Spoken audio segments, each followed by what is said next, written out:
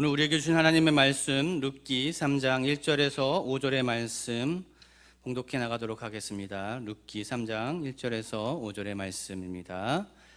룻의 시어머니 나오미가 그에게 이르되 내 딸아 내가 너를 위하여 안식할 곳을 구하여 너를 복되게 하여야 하지 않겠느냐.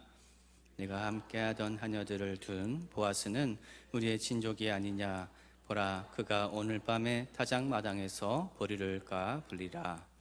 그런즉 너는 목욕하고 기름을 바르고 의복을 입고 타작마당에 내려가서 그 사람이 먹고 마시기를 다하기까지는 그에게 보이지 말고 그가 누울 때 너는 그가 눕는 곳을 알아다가 돌아가서 그의 발치 이불을 들고 거기 누우라. 그가 내 할 일을 내게 알게 하리라 하니. 함께 읽습니다. 룻이 시어머니에게 이르되 어머니의 말씀대로 내가 다 행하리이다 하니라. 아멘. 안식할 곳을 구하여라는 제목의 말씀으로 유성호 목사님 나오셔서 말씀 선포해 주시겠습니다. 장마 중인데 영육간에 강건하시기를 축복합니다. 서로 친절한 그런 표정을 가지고 서로 이렇게 인사하셨으면 좋겠습니다. 사랑합니다. 축복합니다. 사랑합니다. 축복합니다. 저보다 더 잘 되세요. 예, 감사합니다. 룻과 나오미는 지금은 비록 텅 비어버린 어려운 인생을 살아가고 있지만 주어진 일상의 일인 이삭 죽기에 성실함으로 최선을 다하고 서로 축복하며 다른 사람을 축복하면서 하나님께서 베푸신 친절을 기억하며 친절한 삶을 하루하루 살아가자 보리추수와 밀추수 마치는 잔치까지 이르는 복을 누리게 됩니다. 보리추수와 밀추수 기간이 약 7주라고 합니다. 이 7주 동안은 이삭을 주우며 생계를 유지하여서 안식을 누릴 수 있지만, 그러나 추수가 끝나면 과부인 나오미와 룻은 어떠한 생활을 하게 되겠습니까? 다시 암담해지는 것입니다. 왜 그렇습니까? 그들에게는 경작할 땅이 없습니다. 경작할 일꾼이 없습니다. 자손들이 없습니다. 그런데 이 둘을 한꺼번에 해결할 방법이 있는 것입니다. 그것은 바로 기업 물을 자와 결혼하는 것입니다. 그러면 이 둘이 다 해결되는 것입니다. 이것이 바로 하나님께서 제정하신 고엘 제도라고 합니다. 고엘은 가장 가까운 친족으로서 어려움을 당한 자를 구해줄 의무와 또한 권리가 있는 자를 말합니다. 고엘에 해당하는 근족, 가까운 친척이 가지는 그 의무와 권리는 한 4가지 정도 있는데, 주요한 것은 다음 2가지라고 합니다. 그 첫 번째가 뭐냐, 어떤 사람이 가난하여서 땅을 어쩔 수 없이 팔았을 경우에 그 땅값을 물어주고 그 땅을 다시 되찾아주는 것, 혹은 또 어떤 사람이 빚 때문에 종으로 팔려갔을 때에 그 몸값을 물어주고 그 사람을 자유케 해주는 것입니다. 2번째는 어떤 사람이 아들이 없어 죽었을 때에 그 대를 잇지 못하기 때문에 그 미망인과 결혼을 하여서 아들을 낳아주는 것입니다. 대를 잇게 해주는 것입니다. 그런데 그 의무와 권리를 행사할 수 있는 고엘로 인정받기 위해서는 한 3가지 정도 조건이 있다고 합니다. 첫 번째가 혈연적으로 근족, 가장 가까운 친척이어야 한다는 것입니다. 가장 가까운 친척이 의무와 권리를 행사할 수 없게 되어지면 그 다음으로 가까운 친척에게 우선권이 주어지는 것입니다. 2번째, 본인이 자원해야 하는 것입니다. 의무와 권리는 가장 가까운 친척이 가져야 하지만 본인이 원하지 않으면 행할 수 없다는 거예요. 3번째는 능력을 구비해야 한다는 것입니다. 기업을 물고 싶어도 경제적인 상황이 허락되지 않으면 원해도 할 수 없는 것입니다. 그러니까 이러한 조건에 맞는 고엘을 구하는 것은 쉬운 일이 아닙니다. 가까운 친족이어야 하고 자신이 손해를 봐도 도와줄 수 있는 선한 마음이 있어야 하는 사람이고, 또한 선한 마음이 있어도 능력이 없으면 할 수 없는 것입니다. 그러니까 가장 가까운 그 친척들 중에서 정말 마음이 따뜻하고 능력이 있는 사람을 만나야 하는 것입니다. 그런데 룻에게 그런 고엘이 나타난 것입니다. 사실 룻은 몰랐을 것입니다. 그런데 나오미는 알았습니다. 그래서 나오미는 룻에게 보아스의 이름을 듣자마자 룻기 2장 20절에 나오미가 이같이 대답합니다. 그 사람은 우리와 가까우니 우리 기업을 물을 자 중에 하나이니라. 땅과 자손이 없어서 계속 텅 빈 인생을 살 수밖에 없는 나오미와 룻에게 이 둘을 한꺼번에 해결해 줄 수 있는 사람이 나타난 것입니다. 그 사람이 바로 보아스입니다. 그래서 나오미가 계획을 세웁니다. 그리고 그 계획을 룻에게 알려주고 있는 장면이 우리가 읽은 본문입니다. 다시 한번 룻기 3장 1절 말씀을 읽도록 하겠습니다. 룻의 시어머니 나오미가 그에게 이르되 내 딸아 내가 너를 위하여 안식할 곳을 구하여 너를 복되게 하여야 하지 않겠느냐. 여기서 안식할 곳을 구하여 무엇을 구한다는 거죠? 결혼을 뜻합니다. 결혼은 안식으로 주어진 줄 믿습니다. 아멘을 별로 안 하시는 것 같아요. 결혼은 안식으로 주어진 줄 믿습니다. 그래서 결혼은 6일째 사람을 만드시고 7일 안식의 날에 하나님께서 친히 만드신 제도입니다. 결혼을 통해 하나님께서 만드신 그 안식의 복을 누릴 수 있게 하셨다는 것입니다. 그래서 마지막 날 완성될 하나님의 나라, 그 안식의 완성을 어린 양의 혼인잔치로, 어린 양의 결혼잔치로 묘사를 하고 있는 것입니다. 다시 한번요. 결혼은 안식입니다. 이게 하나님의 가치관이에요. 그런데 사단은 결혼이라는 것은 무덤이라는 잘못된 가치관을 우리에게 심어주고 있습니다. 이 잘못된 가치관에 물들어서 결혼을 안 하는 사람이 많습니다. 못하는 게 아니에요. 사실 안 하는 것이 요즘의 대세입니다.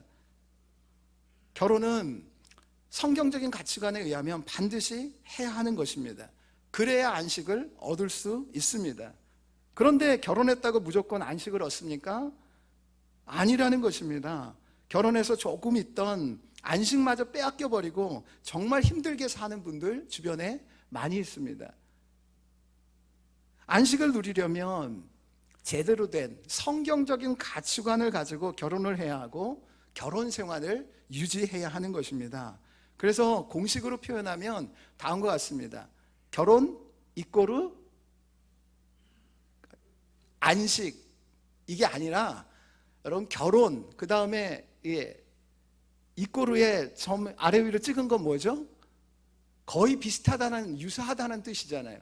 그러니까 결혼은 어떻게 하고 어떻게 생활하느냐에 따라서 안식이 될 수도 있고 아닐 수도 있다는 것입니다. 오늘 말씀을 통하여서 안식할 곳으로서의 결혼이 어떻게 이루어지는지 살펴보고 우리가 결단함으로 그 말씀에 순종하여서 안식의 결혼을 누릴 수 있는 우리 사랑 성도들 되시기를 주님의 이름으로 축복합니다. 자, 첫 번째, 안식의 결혼은 상대방을 위하는 마음과 행동에서 이루어진다는 것입니다. 1절 말씀 다시 한번 읽도록 하겠습니다. 읽습니다. 룻의 시어머니 나오미가 그에게 이르되 내 딸아 내가 너를 위하여 안식할 곳을 구하여 너를 복되게 하여야 하지 않겠느냐. 지금 나오미가 룻을 결혼시키는 동기는요, 자기 자신을 복되게 하기 위하여서 함이 아니에요.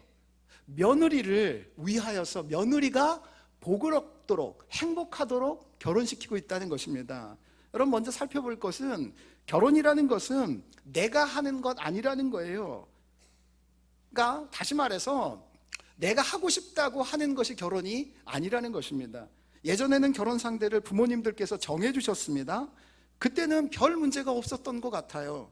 그런데 내가 결혼하고자 배우자를 고르고부터 많은 문제들이 생기는 것 같습니다. 이혼이 늘고 있어요. 가정의 문제가 더 많아지고 있습니다. 사실 첫 결혼인 아담과 하와의 결혼을 보면 결혼은 아담과 하와가 스스로 한 것이 아닙니다. 자기들이 원해서 한 것이 아닙니다. 하나님께서 결혼이라는 제도를 만드시고 하나님께서 결혼시키신 것이죠. 지금 룻의 결혼 역시 가만히 보십시오. 룻이 하고자 해서 룻이 골라서 결혼을 하고 있는 것이 아니라는 것입니다. 시어머니 나오미가 하게 합니다. 그러므로 결혼은 능동형이 아니에요. 수동형이라는 거예요. 그래서 여러분, 우리나라 말은 내가 결혼한다 능동형이지만 우리나라 말, 한국말 외에 많은 언어들이요 결혼을 수동형으로 사용을 해요. 영어만 봐도요 결혼하는 것을 I've got married래잖아요. 그러니까 수동태예요. 결혼이라는 것 여러분 잘 생각하셔야 됩니다. 사람이 필요해서 사람이 만든 제도가 아니에요. 하나님 그분이 필요해서 하나님께서 만드신 제도라는 거예요. 그러므로 결혼을 시키신 그분은 해피합니다. 행복해요. 근데 결혼을 당한 우리들은 어때요? 굉장히 괴롭습니다. 내가 원해서 한 것이 아니니까. 여러분, 확률로 계산해 봐도 알 수 있습니다. 두 사람이 만날 확률이 한 70억 명의 인구를 가정하면 여러분 70억 분의 1이에요. 아니죠. 70억 분의 1, 70억 분의 1, 140억 분의 1이에요. 그리고 두 사람이 사랑할 확률, 여러분 짝사랑으로 결혼할 수 없지 않습니까? 둘이 사랑해야 되잖아요. 그러면 또 140억 분의 1이에요. 둘을 합하면 280억 분의 1이에요. 그러면 둘이 사랑했다고 바로 결혼합니까? 아니에요. 그 세월을 견뎌야죠. 그것은 어떻게 이런 계산을 해야 될지 모르겠어요, 확률상으로. 근데 두 사람이 결혼을 결심했다고 해서 결혼을 합니까? 아니잖아요. 양가의 어르신들이 허락을 해줘야 되잖아요. 두 분만 허락해야 됩니까? 또 이 두 분이 해야지 돼요. 이렇게 따지면 결혼할 확률은 번개에 맞아 죽을 확률, 로또에 맞아 죽을 확률보다 낮다는 것입니다. 그런데 내가 하고 싶어서 결혼한 거라고요? 절대 아니라는 거예요. 그런데 요즘은 자신이 결혼하고자 하면 하고 하기 싫으면 안 한다는 가치관을 가지고 있으니 결혼이 안식이 안 되는 것입니다.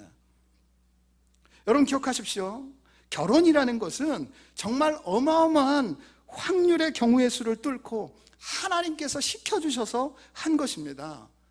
그러므로 결혼은 신비롭고 놀라운 축복입니다. 하나님께서 내 인생에 행하신 놀라운 기적이라는 것입니다. 결혼한 것 자체가 너무나도 기적과 같은 축복이라고 인정해야 하는 것입니다. 그리고 결혼에 대해서 교만한 마음을 버려야지 돼요.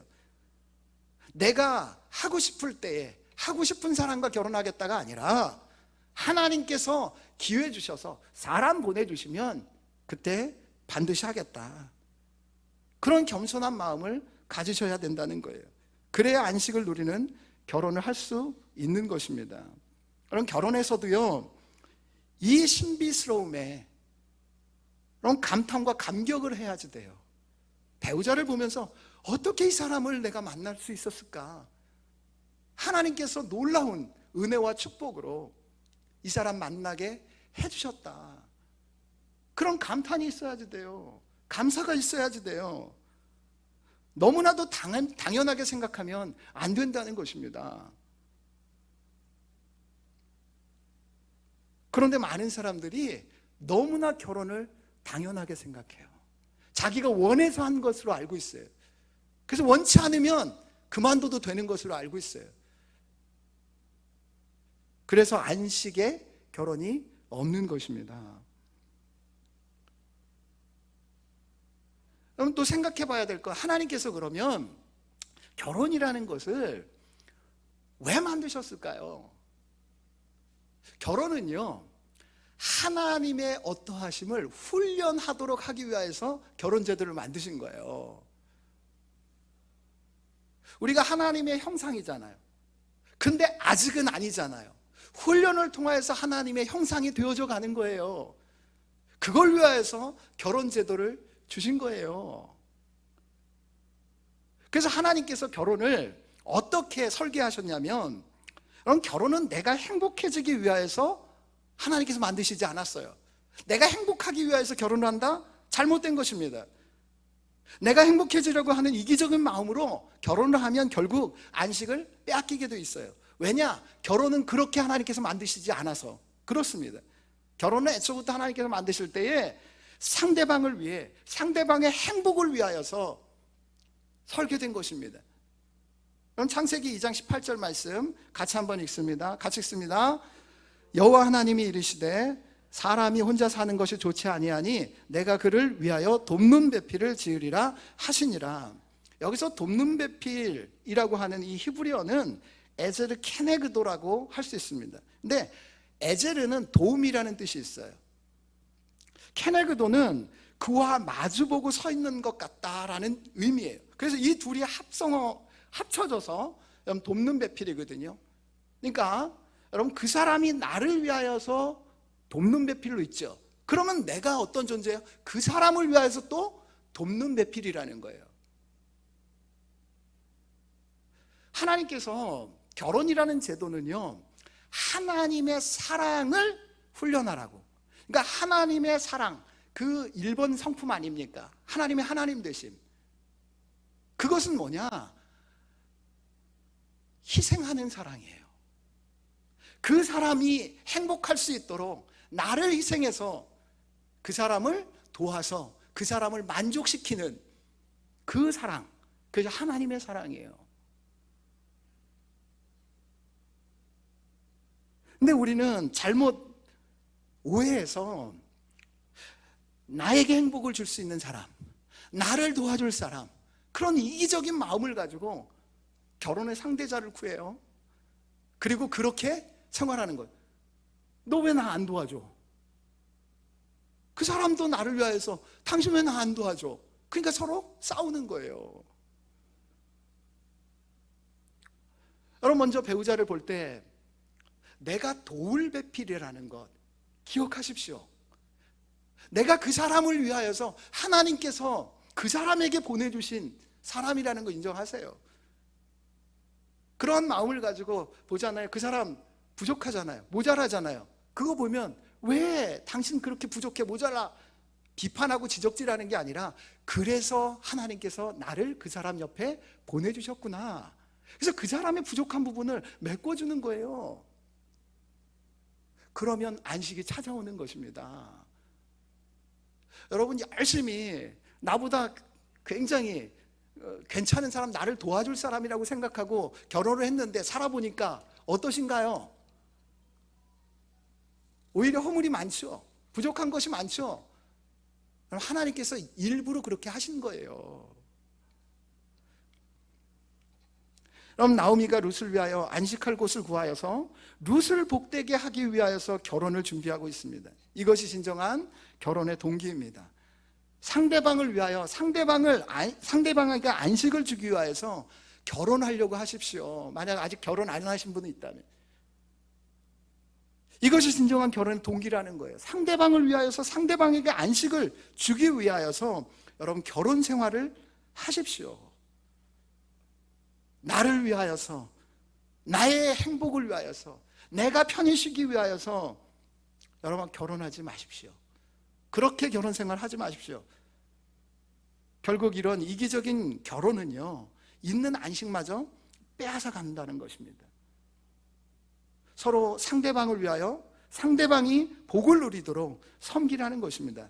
그러면 결혼은 완벽한 안식이 될 것입니다. 여러분, 그렇기 때문에 나보다 더 나은 사람과 결혼하려고 절대로 하지 마십시오. 자녀들 결혼시킬 때에 배우자 데리고 왔어요.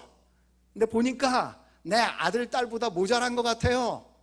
여러분, 그러면 그 사람이 진짜 하나님께서 보내신 배우자예요. 근데 내 아들, 딸보다 월등히 나은 것 같아요? 여러분, 절대 결혼하면 안 돼요. 왜냐하면 열등감으로 살아요, 계속. 아시겠어요? 결혼해 보셔서 아시잖아요. 나보다 괜찮은 사람인 줄 알았는데 나보다 더 화자가 더 많지 않으세요? 저만 그러나? 제 아내가 저를 보고 사실 그렇습니다. 그러나 제발 그럼 나보다 더 나은 사람과 결혼하려고 하지 마시고 나보다 더 모자란 부분이 있는 사람, 그 사람의 부족을 내가 메꿔줘서 그 사람을 더 행복하게 하고 그 사람을 더 온전케 해야 되겠다. 그런 사람을 택해서 결혼하세요. 그러면 안식이 있을 거예요. 결혼 생활 하면서 이 사람 더 잘난 줄 알았는데 부족한 모습이 더 많이 보여요? 그러면 야, 그래서 내가 있는 거야 하면서 그 사람을 섬겨주십시오.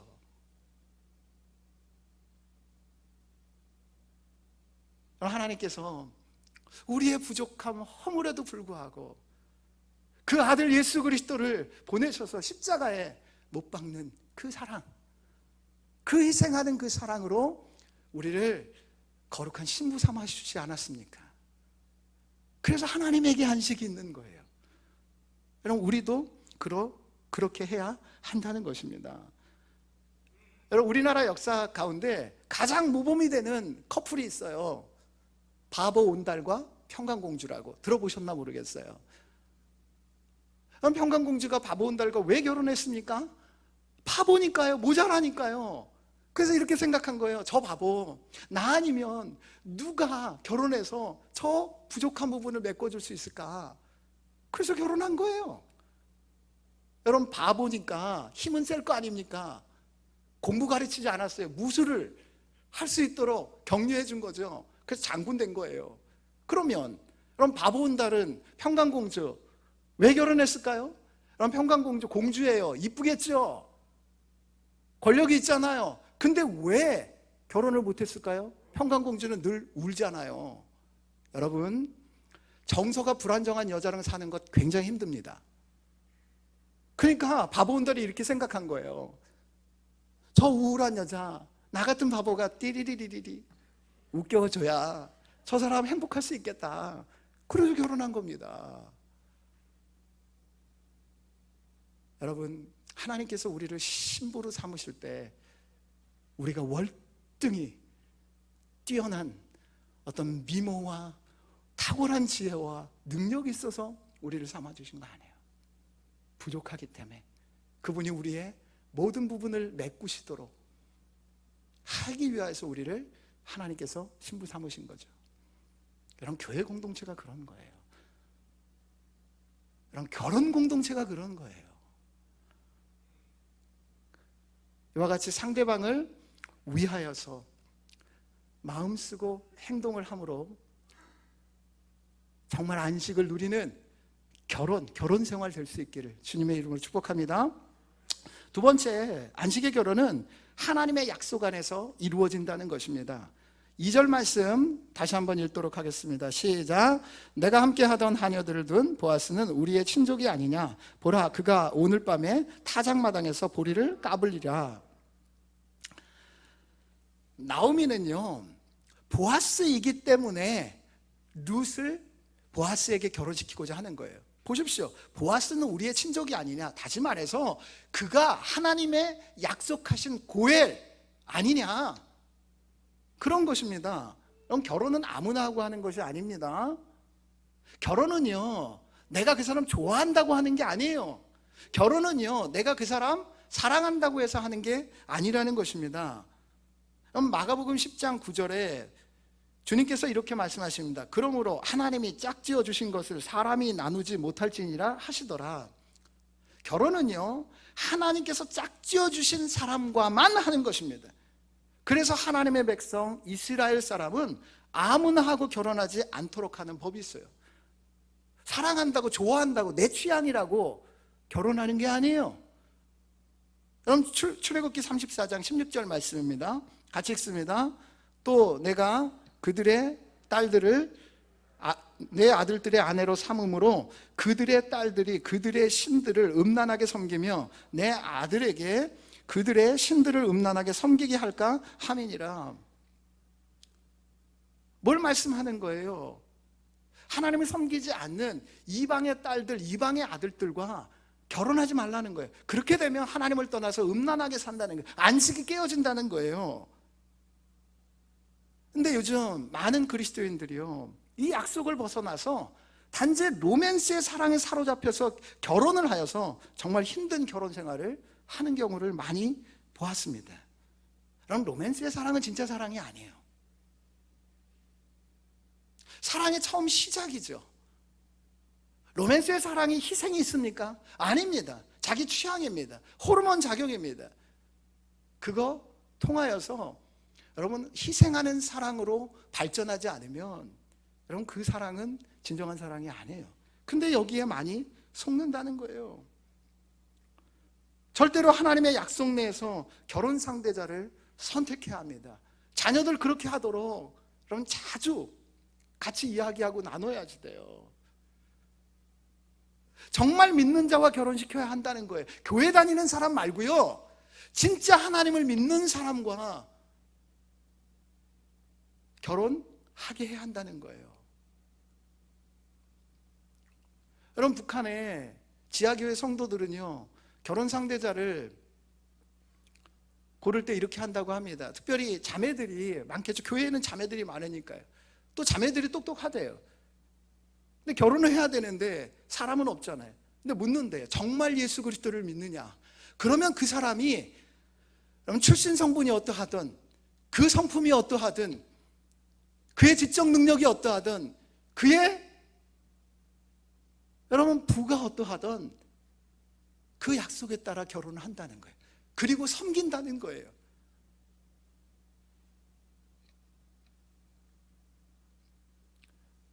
이미 결혼하신 분은 어떻게 합니까? 배우자가 안 믿어요. 그러면 어떠한 일이 있어도 신앙을 일단 잃지 마시고 더욱더 믿음의 견고하게 서서 순교하는 마음을 가지고 배우자에게 복음을 전해야죠. 그리고 그 가문에게 복음을 전하여서 믿음의 가정, 가문으로 세워나가야 합니다. 그럴 때에 결혼의 안식이 있는 것입니다. 그럼 나오미는 말씀드린 대로 룻의 결혼을 하나님의 약속 안에서 시키고자 합니다. 하나님께서는 과부들이 그 기업과 자손을 잇기 위해 고엘이라는 약속을 주시지 않았습니까? 그 약속 안에서, 그 약속에 따라 지금 결혼을 하고자 하는 거예요. 아무나 골라서 지금 먹고 살 게 없으니까 그 사람을 통하여서 내가 살아야 되지 않겠냐, 우리가 살아야 되지 않겠냐, 그래서 고르는 게 아니에요. 여러분, 룻도 자신의 취향과 자신의 기준들이 있을 것 아닙니까? 그런데 그 모든 것을 뒤로 하고 하나님의 약속 안에서, 약속에 따라 하나님께서 예비하신 보아스와 지금 결혼하는 것에 순종하고 있는 거예요.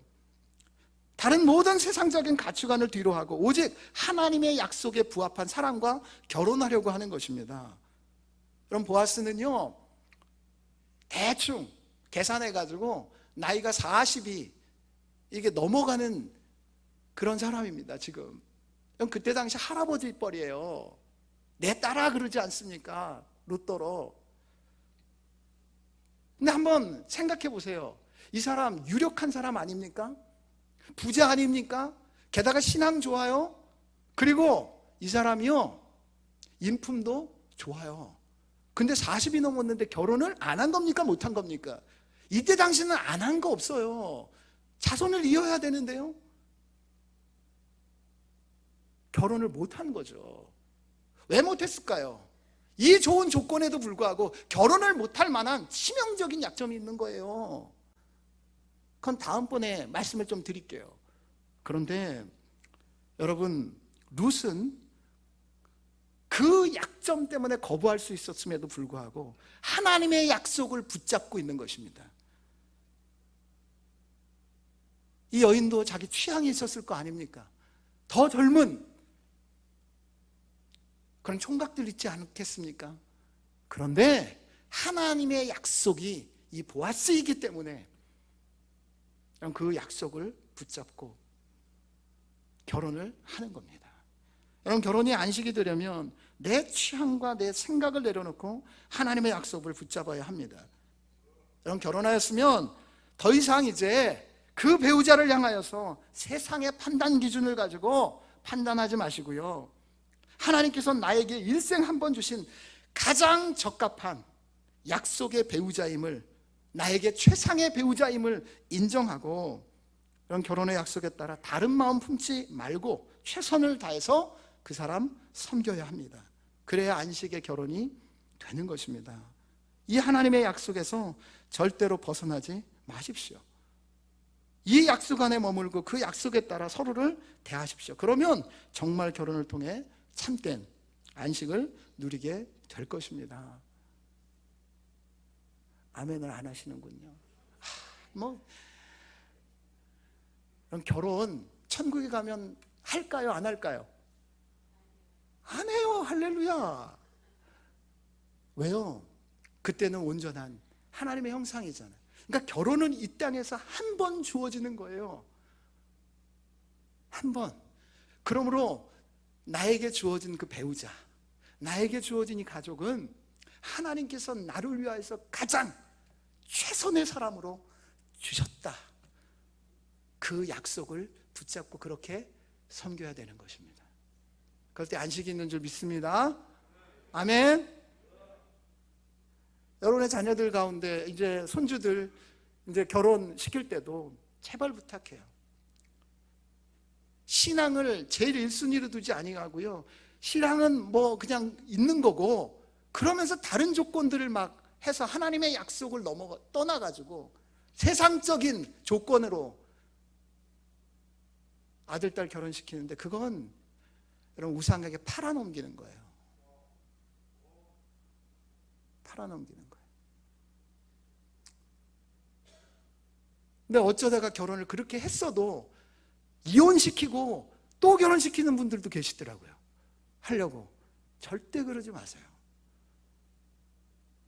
하나님이 보내주신 사람으로 알고 그 사람을 위하여서 순교하는 마음 가지고 복음으로 섬겨야죠. 그래서 안식을 이루어야 하는 것입니다. 자, 마지막으로 이제 세 번째, 안식의 결혼은 우리가 해야 할 수고와 의무를 다할 때 이루어진다는 것입니다. 성취된다는 것입니다. 룻기 3장 2절 하반절 말씀 보면 같이 한번 읽을까요? 시작. 보라, 그가 오늘 밤에 타작마당에서 보리를 까불리라.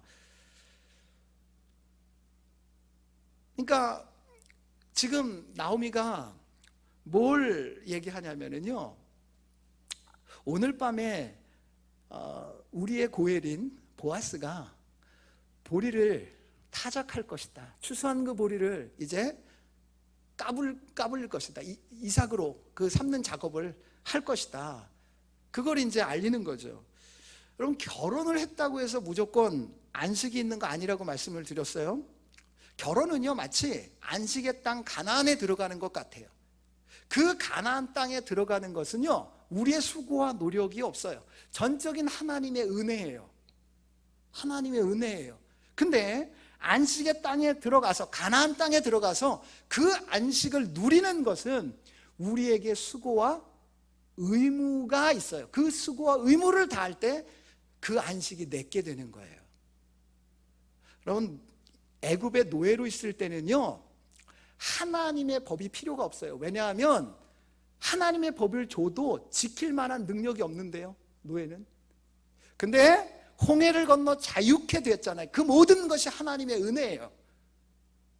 그 자유인에게는 법이 필요해요.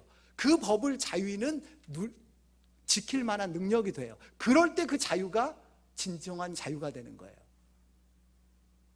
율법이 우리를 구원할 수 없습니다. 율법이 우리에게 안식을 줄 수 없어요. 그러나 여러분, 자유케 하신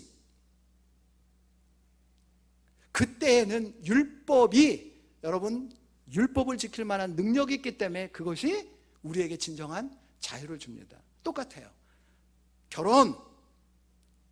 결혼했다고 안식이 있는 게 아니라 결혼을 통하여서 안식을 누릴 수 있는 능력을 하나님께서 우리에게 주셨어요. 그 수고와 의무를 다할 때 진정한 안식이 있는 것입니다. 자, 그럼 어떤 수고와 의무입니까? 나오미는 하나님께서 보아스를 우연히 마침 룻에게 보내주셨을 때 이미 모든 것이 하나님의 인도하심이다, 은혜다라는 것을 알았습니다. 그래서 7주 동안 기도했을 것입니다. 그리고 계획을 세웠을 것입니다. 많은 분들이 오해하시는데요, 기도하고 아무것도 안 하는 줄 알아요. 그건 기도한 게 아니에요. 기도하잖아요. 기도하신 분들 알 거예요. 기도하면 하나님께서 지혜를 주세요. 마음 가운데 감동을 주세요. 그러면 그 지혜에 따라 계획을 세우고 하나님께 또 기도하고 어떻게 할까요? 그래서 이렇게 해라. 그 마음이 있으면 그대로 행하는 거예요. 그게 몸의 기도예요. 이 두 가지가 다 됐을 때 진짜 기도하는 것이거든요. 여러분, 그에 따라 여러분 나오미는 기도했고요. 막연히 기다린 건 아니라 하나님께 주신 지혜에 따라 계획을 짰죠. 그 계획을 실행에 지금 옮기는 거예요. 먼저 프로포즈 할 타이밍을 기가 막히게 잡습니다. 보아스가 오늘 밤에 타작마당에서 보리를 까불린다라는 정보를 캐치했어요. 역시 할머니들은 정보가 탁월합니다. 다 알아요. 그리고 룻의 결혼을 위한 이게 최적의 기회구나 지금 생각하고 룻에게 지금 그 사실을 알리고 있습니다. 그럼 타작마당은 보통 성문의 옆에 위치해 있습니다. 곡식을 성 안으로 이동시키기 쉽고 타작과 까불리기를 하는 동안 곡식을 지키기가 쉽기 때문에 그렇습니다. 또한 타작마당은 탁 트인 공간이겠죠.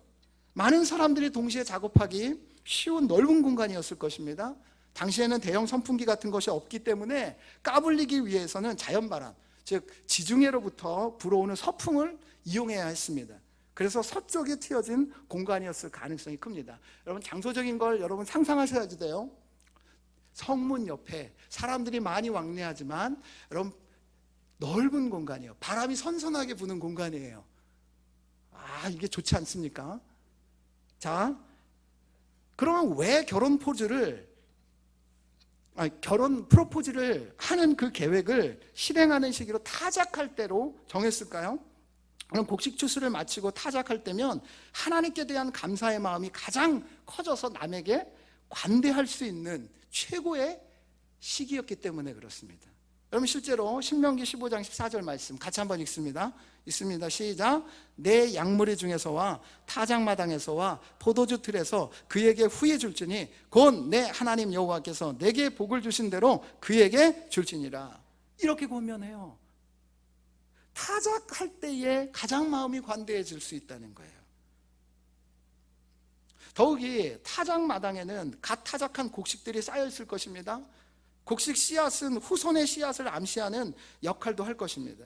곡식 씨앗들로 가득 찬 그 마당에서 결혼과 후손을 이야기하는 것은 분위기상으로 여러분 최적이었을 것입니다. 이렇게 모든 분위기가 최적인 때를 나오미는 노린 것입니다. 역시 할머니 나오미는 노련합니다. 아니 지혜로운 거죠. 그러는 나오미는 룻에게 명령을 합니다. 그럼 3절 4절 말씀 다시 한번 읽습니다. 시작. 그런즉 너는 목욕하고 기름을 바르고 의복을 입고 타작마당에 내려가서 그 사람이 먹고 마시기를 다 하기까지는 그에게 보이지 말고 그가 누울 때에 너는 그가 눕는 곳을 알았다가 들어가서 그의 발치 이불을 들고 거기 누우라. 그가 내 할 일을 네게 알게 하리라 하니. 그럼 보아스를 만나러 갈 때 그냥 평상시대로 가지 말라는 것입니다. 그럼 평상시에 룻의 모습은 어떻게 했어요?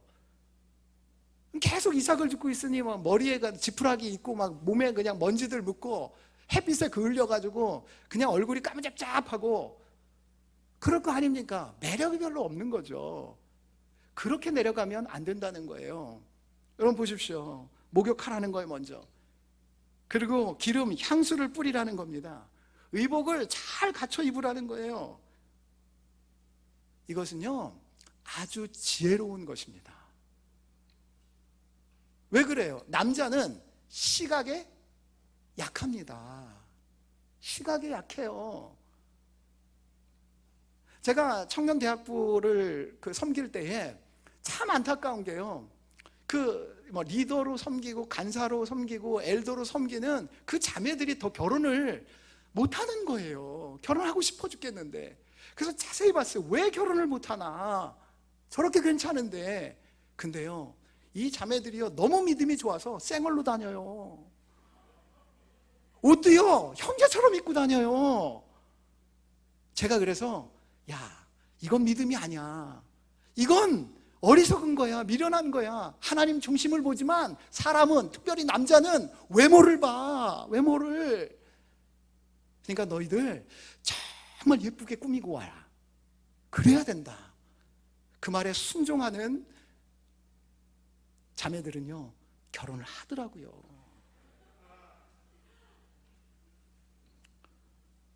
그럼 결혼 후에도 이런 노력이 있어야 안식을 얻을 수 있어요. 결혼하고 퍼지는 게 아니라 서로에게 잘 보이도록 하기 위해서 외모뿐만 아니라 내면과 인격을 계속 가꿔야죠. 그런 수고를 해야죠. 그리고 타작마당에 내려가서 보아스가 먹고 마시기를 다 하기까지는 그에게 보이지 말라는 것입니다. 왜 그래요? 여러분, 맨정신에 보면 마음이 그렇게 가지 않잖아요. 근데 기분 좋은 상황에서 먹고 알딸딸하게 취했어요. 게다가요, 이제 해가 져가지고 이게 달이 둥그렇게 뜨지 않았겠습니까? 그리고 바람 잘 불어요. 너무너무 괜찮은 그런 환경이잖아요. 거기에 달빛이 조명으로 비춰줘요. 그러면 어떻습니까? 여러분, 확 넘어가는 거예요. 그래서 이런 말이 있습니다. 속지 말자 조명빨, 이용하자 조명빨. 이걸 지금 나오미가 이용하는 거예요. 이건 지혜라는 거예요. 그럼 타작마당은 어떤 곳입니까? 그럼 굉장히 위험한 곳이에요. 타작마당에 어느 남자에게도 속하지 않은 여인 홀로 다니는 것은 정말 위험한 거죠. 언제 겁탈을 당할지 몰라요. 그래서 호세아 9장 1절에도 보면 이스라엘아 너는 이방 사람처럼 기뻐 뛰놀지 말라. 내가 음행하여 내 하나님을 떠나고 각 타작마당에서 음행의 값을 좋아하였느니라. 이건 타작마당은 음란의 장소라는 거예요. 그리고 때가 사사시대, 아주 음란한 시대 아닙니까? 그러니 얼마나 위험합니까? 시어머니 나오미가 며느리 룻에게 밤에 그렇게 예쁘게 하고 홀로 타작마당으로 가라. 그렇게 했을 때 룻은 어머니 이건 너무 위험한 일이에요. 저는 이렇게 할 수 없어요. 그렇게 했다면은요, 그럼 안식의 결혼이 없겠죠. 근데 이 룻은 위험을 감수한다는 거예요. 그럼 위험을 감수하는 모험을 해야 안식의 결혼이 있다는 것입니다. 사실 결혼은 굉장히 위험한 일인 거 아시죠? 그동안 혼자서 누려왔던 모든 것을 포기해야 하는 위험한 일입니다. 자신이 혼자 있을 때의 편리함을 다 포기해야 하는 위험한 일입니다. 다 희생을 해야 하는 위험한 일입니다. 내가 하고 싶다고 해서 할 수 있는 게 아니에요. 하기 싫다고 해서 하지 않을 수 있는 게 결혼이 아닙니다. 결혼 생활이 아니에요. 그러나 이런 수고와 책임을 다하면 결혼은 그 이상의 안식을 가져다 주는 겁니다. 그럼 마지막으로 보아스가 눕는 곳을 알아두었다가 그의 발치 이불을 들고 거기 누우라고 합니다. 여인이 이렇게 먼저 들이대는 것 쉬운 일 아닙니다. 자신의 자존심을 다 꺾고 하는 것입니다. 그럼 결혼이라는 것은 자신의 자존심을 다 내세우면 결국 다툼만 있게 되고 결국 상처만 남습니다. 안식이 없습니다. 안식의 결혼을 위해서는 자신의 자존심을 내려놓는 수고가 있어야 한다는 거예요. 그럼 신혼여행이 왜 신혼여행이에요? 그 여행 가서 있는 동안에 네 혼이 새로워져야 된다. 네 혼이 네 혼 갖고 결혼 생활하면 안 된다는 거예요. 완전히 다른 혼을 갖고 와야 된다는 거예요. 너의 자존심을 다 내려놓고 다 포기하고 새로운 혼으로 결혼 생활하라는 거예요. 근데 신혼여행 가가지고 놀기만 하고 와요. 그리고 자기 혼으로 결혼 생활을 하는 거예요. 그러니까 여러분, 결혼 생활 하면 할수록 안식이 없죠.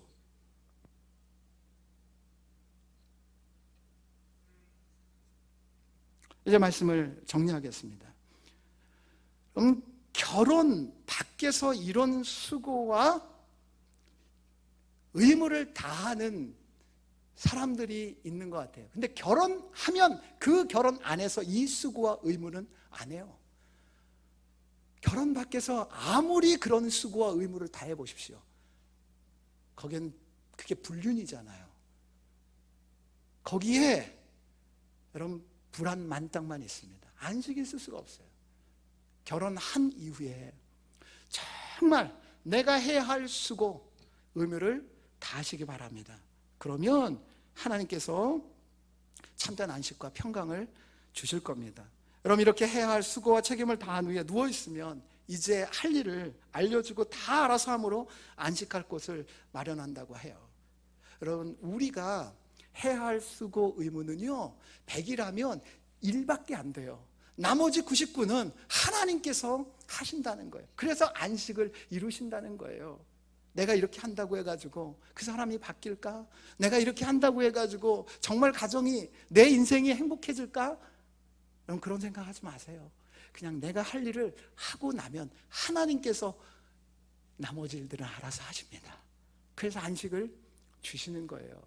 그래서 결혼은요, 내가 누구랑 하느냐가 중요하지 않고 결혼을 해서 내가 어떠한 사람이 되느냐가 굉장히 중요합니다. 하나님의 형상이 되어가는 거죠. 그럴 때 참된 안식이 있는 거예요. 여러분, 우리의 신앙생활을 종종 결혼으로 비유합니다. 죄로 말미암아 텅 빈 인생을 사는 우리에게 하나님께서 우리의 모든 허물을 대신 짊어지고 잃어버린 우리의 기업을 다시 찾아주시기 위하여서 고엘로 예수 그리스도를 보내주셨습니다. 우리의 안식의 완성은 이 우리의 보아스이신 예수 그리스도께서 온전히 이루십니다. 그런데 여러분, 한 번 예수 그리스도와 결혼했다고 해서 안식을 우리가 누릴 수 있습니까? 아니에요. 그 안에 있는 진정한 안식을 누리기 위하여서는 우리가 해야 할 수고와 의무를 해야 된다는 거예요. 그 수고와 의무를 할 수 있는 능력도 하나님께서 이미 은혜로 우리에게 주신 거예요. 먼저 어떻게 해야 돼요? 신앙생활 정말 잘못하시는 게 하나님이 우리를 위하여서 존재하는 게 아니에요. 신앙생활은요, 나를 위하여서 하는 게 아니에요. 하나님이 우리를 만드실 때 하나님의 영광을 위하여서 우리를 만드셨다고요. 그러면 우리의 신앙생활은요, 하나님을 위하여서, 예수 그리스도를 위하여서, 그의 영광을 위하여서 내가 희생하는 거죠. 그럴 때 안식이 찾아온다니까요. 반대가 되면 안 돼요. 두 번째, 하나님의 약속하신 말씀 안에서 살도록 애써야 하는 거죠.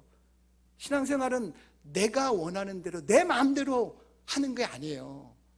그것을 내려놓고 이제 하나님이 원하시는 게 뭐나, 내가 원하는 게 이거일지라도 하나님이 원하시는 게 저거면 저거를 하는 거예요. 그 약속을 붙잡는 거예요. 그러면 참된 안식이 있는 거죠. 그리고 지시하신 위험한 곳으로 가는 거예요. 신앙생활은요, 위험의 연속입니다. 그런데 그 위험한 곳으로 순종하여서 가게 되어지면 안식이 찾아와요.